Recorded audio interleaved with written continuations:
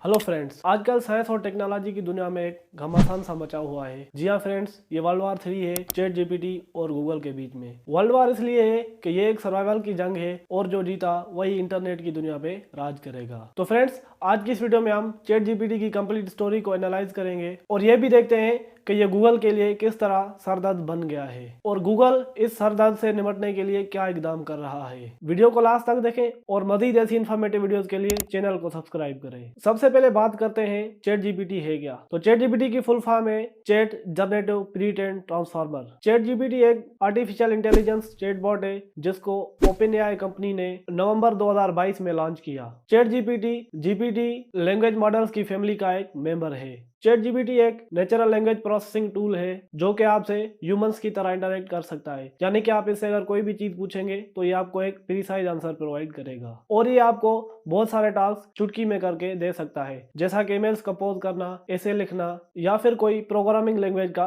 Code लिख के देना। इंटरेस्टिंग बात यह है कि chat GPT follow up questions को भी आंसर करता है, यानी कि आप इससे कोई सवाल पूछते हैं और आपको ये जवाब देता है और उसी जवाब में से अगर आपको कोई क्यूरी है, कोई चीज़ आपको चैट जीपीटी से पूछनी है तो वो आपको उस चीज़ का भी आंसर प्रोवाइड करेगा। उसके अलावा चैट जीपीटी अपनी मिस्टेक्स को एडमिट करता है और जो इनएप्रोप्रिएट रिक्वेस्ट होती हैं, यानी कि जो गैर अखलाकी सर्चेज होती हैं, तो उनको ये रिजेक्ट करता है। चैट जीपीटी आपको क्वांटम फिजिक्स जैसा टफ सब्जेक्ट भी आसानी से समझा सकता है और ये आपके लिए किसी भी सब्जेक्ट पे पोएम्स या जोक्स भी लिख सकता है। इस वक्त दुनिया के अमीर तरीन आदमी इलॉन मस्क और सैम एल्टमैन ने मिलकर 2016 में चैट जीपीटी की बुनियाद रखी, लेकिन मस्क भैया को यही रियलाइज हुआ कि उनकी ज्यादा जरूरत जो वो टेस्ला में है, इसलिए वो ओपनएआई को छोड़ के वो टेस्ला में ही चले गए। और सैम एल्टमैन आज भी ओपनएआई के सीईओ हैं जो कि चैट जीपीटी की पेरेंट कंपनी है। अब सवाल ये पैदा होता है कि इतनी बड़ी टेक जायंट कंपनी गूगल के सामने चैट जीपीटी को कौन लेकर आया। तो फ्रेंड्स,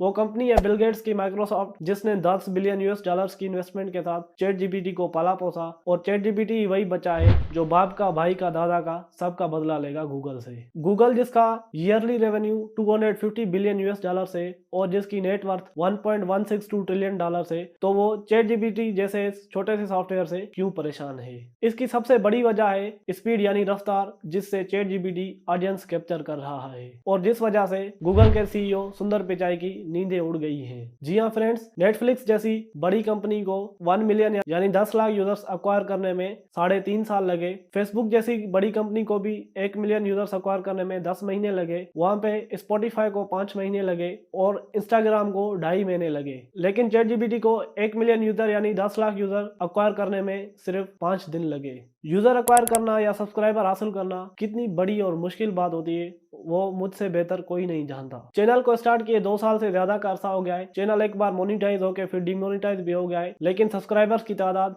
आज भी 3000 के लगभग है। तो काइंडली आपसे ये रिक्वेस्ट है कि मुझे सपोर्ट करने के लिए मेरे इस चैनल को सब्सक्राइब करें। तो बात कर रहे थे चैट जीपीटी के पावर की, जिसको नवंबर 2022 में लॉन्च किया गया और जनवरी 2023 तक आते आते उसने 100 मिलियन यूजर्स भी क्रॉस कर लिए हैं। और इसी चैट जीपीटी के रिलीज होने के बाद उसकी जो पेरेंट कंपनी है ओपनएआई, उसकी जो नेटवर्थ है वो 29 बिलियन यूएस डॉलर हो गई है। तो फ्रेंड्स, अब बात करते हैं गूगल इस चैट जीपीटी के चैलेंज से निपटने के लिए क्या इकदाम कर रहा है और क्या गूगल अपने आप को चैट जीपीटी की तरह बनाएगा। जी नहीं फ्रेंड्स, गूगल अपने आप को हरगिज चैट जीपीटी की तरह नहीं बनाएगा, क्योंकि गूगल का 80% रेवेन्यू एड्स से आता है और अगर गूगल चैट जीपीटी की तरह बन गया तो एड्स कौन देखेगा और उसका जितना भी रेवेन्यू सिस्टम है वो सारा खत्म हो जाएगा। इसलिए गूगल अपने आप को चैट जीपीटी के चक्कर में हरगिज नहीं लाने वाला। हाँ, लेकिन चैट जीपीटी के साथ टक्कर लेने का उसने मुकम्मल बंदोबस्त कर रखा है। जी हाँ फ्रेंड्स, गूगल भी अपना एक conversational artificial intelligence technology based chatbot बना रहा है जो कि चैट जीपीटी का सामना करेगा, जिसका नाम है बार्ड, जो कि फिलहाल टेस्टिंग के लिए कुछ मखसूस लोगों को प्रोवाइड किया गया है और वो कुछ ही हफ्तों में पब्लिक भी किया जाएगा। और उसके अलावा गूगल ने 400 मिलियन डॉलर्स एंथ्रोपिक नामी एक एआई स्टार्टअप में लगाए हैं जो कि चैट जीपीटी का एक कंपटीटर है। अगर अगर गूगल और चैट जीपीटी के दरमियान कंपैरिजन किया जाए तो गूगल अब भी चैट जीपीटी से बहुत सारे एरियाज में बेटर परफॉर्म कर रहा है। जैसा कि Google search queries text, audio और वीडियोस की फॉर्म में देता है, लेकिन चैट जीपीटी फिलहाल जो भी सर्च क्वेरीज है उनको टेक्स्ट में ही आंसर कर पा रहा है। लेकिन इमेज और वीडियो रिजल्ट्स चैट जीपीटी के जो नेक्स्ट वर्जन से उनमें आ सकता है और वो यकीनन आएगा भी सही। दूसरी बात, चैट जीपीटी में इंफॉर्मेशन की कोई भी सोर्स नहीं मिलती कि ये इंफॉर्मेशन किस सोर्स से आया। जैसा कि अगर आप चैट जीपीटी में फ्रेंच रेवोल्यूशन के बारे में सर्च करेंगे तो वो आपको एक लंबा चौड़ा सा टेक्स्ट देगा, लेकिन अगर आप वही सर्च क्वेरी गूगल में सर्च करते हैं तो वो आपको मुकम्मल सोर्स प्रोवाइड करेगा कि फ्रेंच रेवोल्यूशन की ये हिस्ट्री किस ऑथर ने लिखी या किस हिस्टोरियन ने लिखी है या किस बुक से ये ली गई है। तो गूगल आपको आपकी सर्च क्वेरी की पूरी जो है वो रिसोर्स भी प्रोवाइड करता है और गूगल 24/7 आपके लिए अवेलेबल होता है, लेकिन चैट जीपीटी को कभी कभी रेस्ट करने की भी जरूरत पड़ती है। तो फ्रेंड्स, अब बात करते हैं कुछ टेस्ट की जिनको पास करके चैट जीपीटी ने टेक्नोलॉजी की दुनिया में एक खलबली सी मचा दी है और जिनकी वजह से चैट जीपीटी को स्टैनफोर्ड का मेडिकल स्टूडेंट, वकील या फिर फाइनेंशियल एनालिस्ट समझा जा रहा है। वार्टन यूनिवर्सिटी ने अपना MBA का पर्चा चैट जीपीटी को सॉल्व करने के लिए दिया तो चैट जीपीटी ने उसको सॉल्व करके उसमें B ग्रेड लिया। उसके बाद US मेडिकल लाइसेंसेस एग्जाम्स के 3 पार्ट्स होते हैं तो उन 3 पार्ट्स को भी चैट जीपीटी ने पास कर लिया। उसके बाद मिनेसोटा यूनिवर्सिटी ने अपना लॉ का जो पर्चा था वो भी चैट जीपीटी को सॉल्व करने के लिए दिया और चैट जीपीटी उसमें C ग्रेड ले सका। तो भाई C ग्रेड ही क्यों? क्या ये कम ग्रेड नहीं है चैट जीपीटी जैसे टूल के लिए? तो नहीं भाई, चैट जीपीटी अभी अपने टेस्टिंग वर्जन में है, तो जब ये फ्यूचर में कंप्लीटली अपडेट होके आएगा तो ये C क्या A+ भी हासिल कर सकता है इजीली। और उसके बाद स्टैनफोर्ड मेडिकल स्कूल का एक पर्चा क्लिनिकल रीजनिंग पेपर भी इसको दिया गया जिसमें चैट जीपीटी ने 72% मार्क्स हासिल किए। फ्रेंड्स, चैट जीपीटी सिर्फ गूगल के लिए सरदर्द नहीं, लेकिन ये बहुत सारे ह्यूमंस को भी जॉबलेस कर देगा और ये बहुत सारी कंपनीज में जो है वो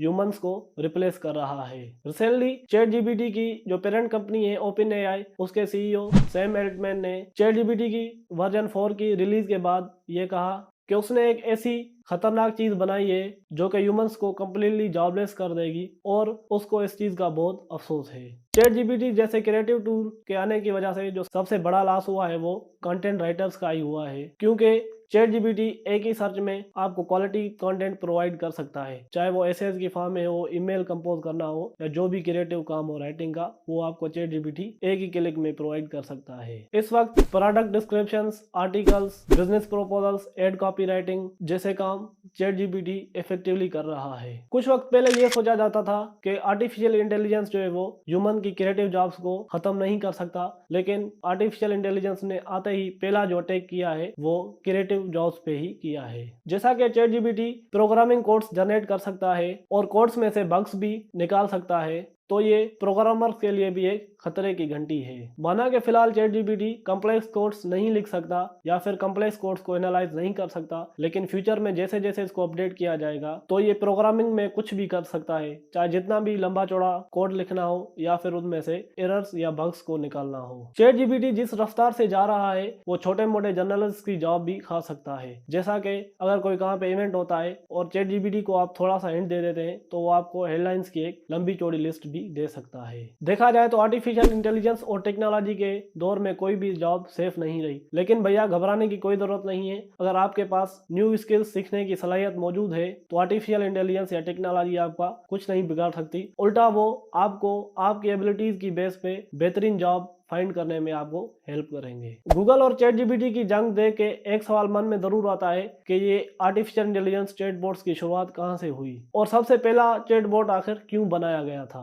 सबसे पहला चैटबॉट 1966 में अमेरिकन साइंटिस्ट जोसेफ विजनबॉम ने बनाया था, जिसका नाम एलिजा था, जो कि एक नेचुरल लैंग्वेज प्रोसेसिंग प्रोग्राम था। एलिजा चैटबॉट के बाद 1984 में माइंडस्केप कंपनी ने रेक्टर नामी एक चैटबॉट बनाया जिसने अपने खुद की एक किताब लिख डाली और इसी तरह एक से बढ़कर एक चैटबॉट्स आते गए और उनकी टेक्नोलॉजी डेवलप होती रही, जिसने आज चैट जीपीटी जैसे फास्ट और फ्यूरियस बोट्स को जन्म दिया है। तो भैया अभी ये चैट जीपीटी और गूगल की लड़ाई खत्म नहीं हुई, क्योंकि रिसेंटली 14 मार्च 2023 को OpenAI ने चैट जीपीटी 4 रिलीज किया है, जो कि चैट जीपीटी के करंट वर्जन से बहुत ही पावरफुल है और उसमें गूगल की तरह इमेज और वीडियो सर्च भी इंक्लूडेड है, जो कि फिलहाल प्रीमियम यूजर्स के लिए अवेलेबल है। और ये चैट जीपीटी 4 चैट जीपीटी 3.5 से बहुत ही अपडेटेड है, यानी कि इसमें लेटेस्ट इवेंट्स भी इंक्लूडेड होंगे। तो अब देखना ये है कि ये टेक्नोलॉजी वार कहां तक जाती है और किसकी होती है जीत। फिलहाल ये बताना मुश्किल है क्योंकि अभी तो पार्टी शुरू हुई है। तो फ्रेंड्स, इसी के साथ